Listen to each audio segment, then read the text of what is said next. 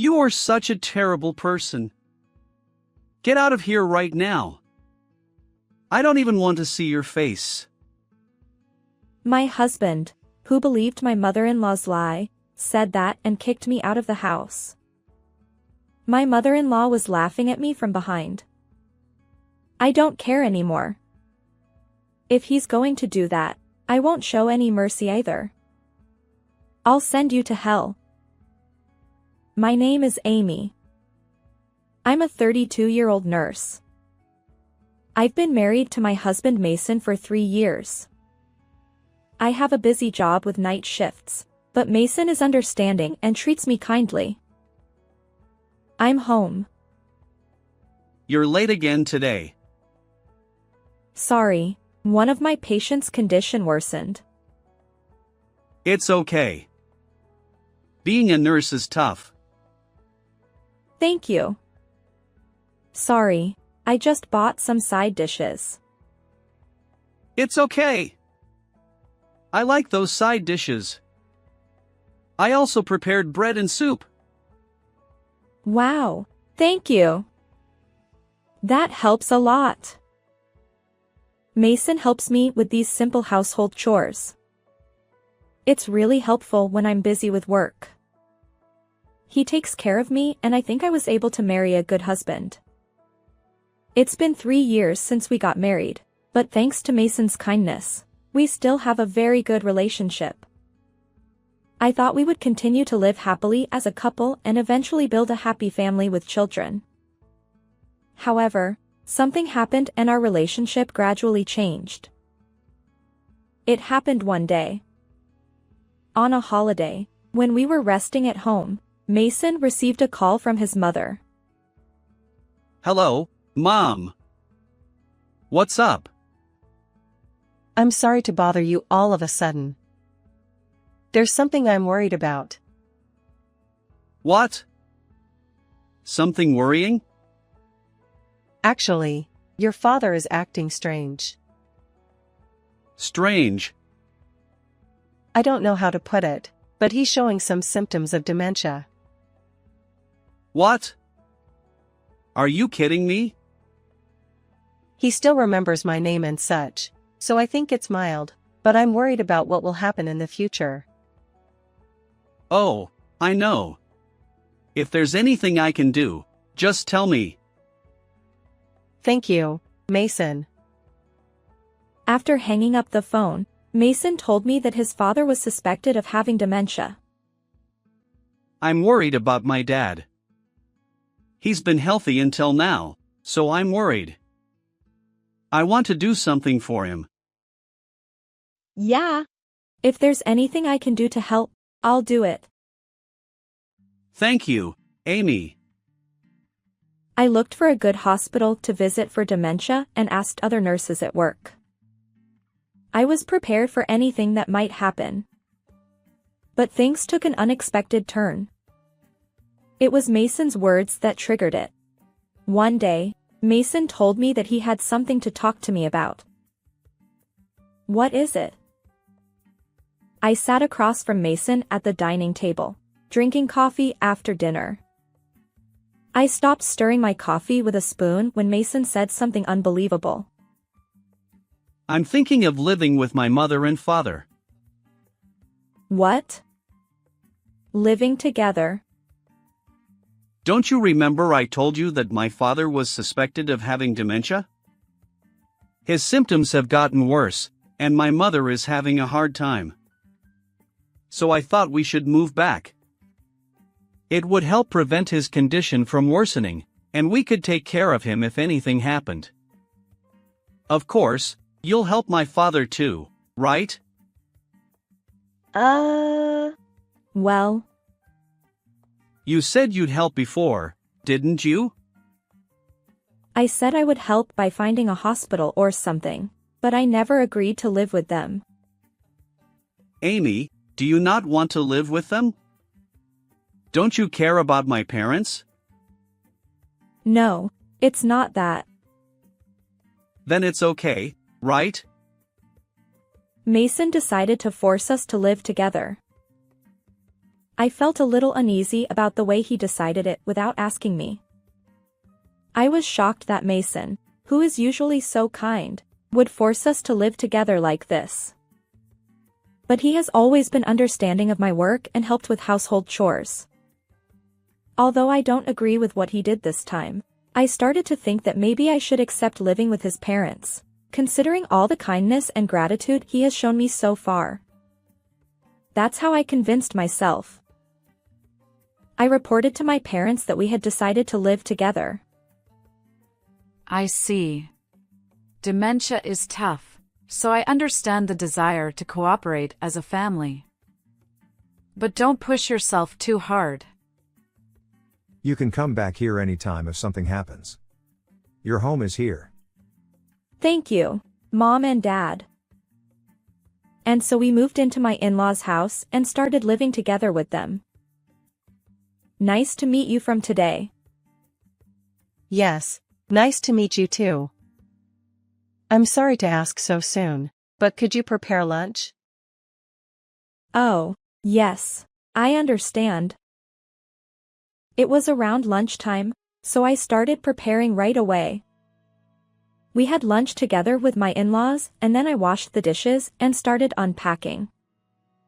That's when my father-in-law suddenly spoke to me. Is lunch ready yet? What? You had lunch, didn't you? Huh? Did I? Yes, let's go back to the living room and not disturb the unpacking. I was relieved that my mother-in-law helped me, but I saw that my father-in-law had dementia. He's definitely showing symptoms. Maybe I should introduce him to a hospital soon. I'm still worried about my dad. Yeah. Me too. He hasn't been examined at the hospital yet, right? Yeah, he seems to really hate going to the hospital. It's taking a lot of effort to convince him. I see. I understand that this won't be easy. I'll do everything I can to help. Thanks. I'm glad you're my wife. You're very reliable. Mason. I was happy to be appreciated like that by Mason. I still don't agree with the fact that we were forced to live together, but there's nothing we can do now that we've started living together. I'll just do my best in this environment. I decided to communicate well with my in-laws from now on. I think the cohabitation was going well at first because Mason explained everything to my mother-in-law, and she showed understanding about my job. So on days when I had night shifts, my mother-in-law took the lead on household chores, which was a great help to me. However, the situation gradually began to change, and my share of the household chores increased. On nights when I had night shifts, my mother-in-law asked me to prepare breakfast for my in-laws and Mason before work, so my role was to prepare breakfast for them the next day. It was quite a hassle, and it was also physically exhausting to cook dinner too. And it wasn't just night shifts that were difficult. Even on days when I was a little late, my mother-in-law would get very angry. What time do you think it is? It's already past 6 p.m. I'm starving, so make dinner quickly. I'm sorry, work ran late. I don't want to hear your excuses. You're the daughter-in-law who came to this house, so fulfill your role properly. My mother-in-law yelled at me unreasonably. My mother-in-law seemed to be putting herself first all the time and stopped considering my circumstances. At first, she seemed to be trying to put on a good face, but her unreasonable behavior became worse and worse. When I bought side dishes because I was busy with work, she would say, "You're not going to feed us this kind of food," and throw it in the trash. I can see why Mason has been treated so badly until now. But from now on, I won't let you do whatever you want. I'll guide you to become a good daughter-in-law. My mother-in-law said that, but throwing away side dishes without touching them is too cruel. That night, I talked to Mason about it. I reported all the unreasonable things my mother-in-law had said to me in detail. But Mason didn't take my side. Isn't it because of your attitude? What? Mom is a wonderful person. She's trying to guide you, right? Isn't that something to be grateful for? And she's right. You shouldn't buy side dishes. If you were a normal housewife, you'd cook homemade meals. I have night shifts, you know? Then quit your job and become a housewife. You can do both household chores and caregiving if you quit your job. What? Are you serious? I have to say that because you're not doing your household chores properly. If you don't like it, do your household chores properly. Okay, I understand. I was suddenly disillusioned with Mason. I thought he would be on my side. But to win the trust of Mason and my mother-in-law, I had no choice but to work hard on household chores. I'm competitive, so I tried to do my best. I wouldn't let them complain. With that in mind, I worked hard to balance housework and work. But my mother-in-law never recognized my efforts. Your cleaning is sloppy. You're slow with the laundry. Your cooking is terrible. You're a terrible daughter-in-law. No matter how hard I tried, my mother-in-law never recognized me. She even started to lie to Mason more and more. For example, she said I was meeting another man in town, gambling, or taking money from my mother-in-law's wallet. She made statements that could be sued for defamation. And Mason believed it all. What are you doing? Cheating, gambling, and stealing? That's not something a person can do. Wait a minute, do you believe your mother's lies? I would never do such a thing. Every time Mason blamed me, I tried to explain myself desperately. I couldn't believe he would believe my mother-in-law's lies. Are you saying Mom is lying? Yes, your mother is lying. Don't talk bad about Mom. She's a kind and wonderful person. Kind and wonderful? That's far from the truth about my mother-in-law. At least I've never seen that side of her. Mom is tired from taking care of Dad. Don't do anything that will make her more troubled. Why does he believe my mother-in-law's words so easily? I was getting more and more angry with Mason. If he doesn't believe me at all, then I don't need to be Mason's wife. I started to think that way. And in the midst of all this, I learned a surprising fact. It happened one day when I received a text message from a junior nurse while I was working. She was supposed to be off today. I opened my smartphone during my break and saw the message. The contents were surprising. I saw someone who looked like your husband walking with a young woman. They were walking arm in arm, and it didn't look like they were just acquaintances. She wasn't your husband's sister or anything, was she? My hand holding the smartphone trembled. I couldn't believe that Mason, who suspected me of having an affair, was having an affair himself. Or rather, because he was having an affair, he might be suspicious of me. I immediately hired a private investigator. Evidence was collected in no time. I decided to divorce and leave that house. I was preparing for the future. But in the midst of all this, Mason suddenly yelled at me in anger. Hey! Do you know what you're doing? What? What are you talking about? You tried to feed my parents rotten food for breakfast, didn't you? What? No, I didn't. Besides, today's breakfast was. Shut up. Don't lie to me. But I'm not lying. I didn't have time to cook that day, so I bought various ingredients that they could eat by themselves, like bread, jam, and yogurt, and put them in the fridge. I didn't make anything for my in-laws. That means my mother-in-law is lying. But Mason wouldn't listen to a word I said. You're such a lowlife. Get out of here. I don't want to see your face. He kicked me out of the house after believing my mother-in-law's lies. My mother-in-law was laughing at me from behind. I don't care anymore. If that's how he feels, I won't show any mercy. I'll drag you down to hell.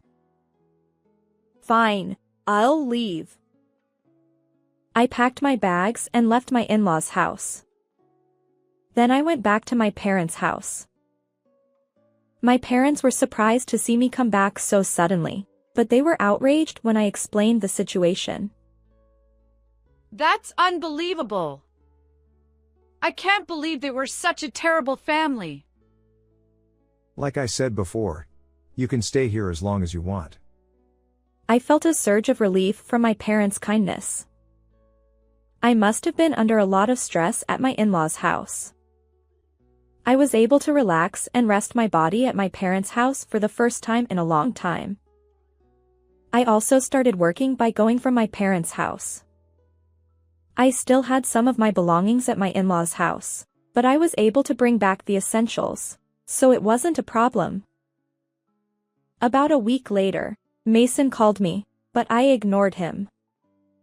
He kept calling me, but I ignored him. I prepared for the divorce. About a month after I left my in-laws' house, I visited them. It was a day off, so Mason was at home. Oh, you finally came back. How are you? Have you reflected on your mistakes? I thought you must be really depressed because you didn't answer the phone. Well, from now on, you'll have to take care of Mom and Dad. He said that to me. And my mother-in-law was smirking with her arms crossed. I'll teach you a good lesson, so be prepared. They seemed to think that I came back. They probably expected me to beg for forgiveness. But I didn't come here to return to my in-laws' house. I came here to divorce. I handed the divorce papers to Mason in front of me. Huh? What's that? What? Mason froze when he realized it was a divorce paper. What do you mean, you want to divorce me? Yes. Then please sign here. Hey, wait a minute. It's crazy to suddenly divorce me. Mason looked panicked. And so did my mother-in-law. That's right. You can't just divorce him like that. You have a duty to help us as his wife. I don't need his permission to divorce him in this case. It's an absolute divorce. I can fight you in court if you want. Wait! My mother-in-law was flustered by the word court. And she couldn't say anything else and just froze. I just came to get the rest of my stuff today. Besides, your father's dementia was a lie, right? I heard your conversation from your room the other day. You thought if you said he needed care, I would have to live with you, right? But it worked out well, didn't it? I also heard you praising him for his great acting. So he wasn't really demented, right? That's why he refused to go to the hospital so stubbornly. That's... My mother-in-law was shaken by the fact that I saw through her lie. Ignoring her, I packed up my stuff and left my in-laws' house. And I got in my father's car waiting outside and went back to my parents' house. After that, I divorced Mason through a lawyer and demanded alimony from Mason and his mistress. I got them to pay $30,000 each. Mason's affair became known at his company and it became a big problem. Apparently, his mistress was his boss's wife. It became a messy situation and Mason was demoted and transferred to a local branch. It's all his own fault, and he deserves it. And my former mother-in-law was punished by fate. She got a slipped disc and had to be hospitalized for a while. As a result, there was no one who could do the housework. And my former father-in-law had to take care of himself. But he couldn't cook or clean at all. He couldn't cook for himself, so he ate what he bought every day. And because of that, he got sick and had to go to the hospital. They all got what they deserved. On the other hand, I became single and moved back to my parents' house and got a better environment to work hard. So I'm working harder than ever. Thanks to that, I got promoted. I don't need love for a while, so I'll just focus on my work and earn a lot of money. And save up more and more. How did you like this story? Please also subscribe to my channel. See you in the next video.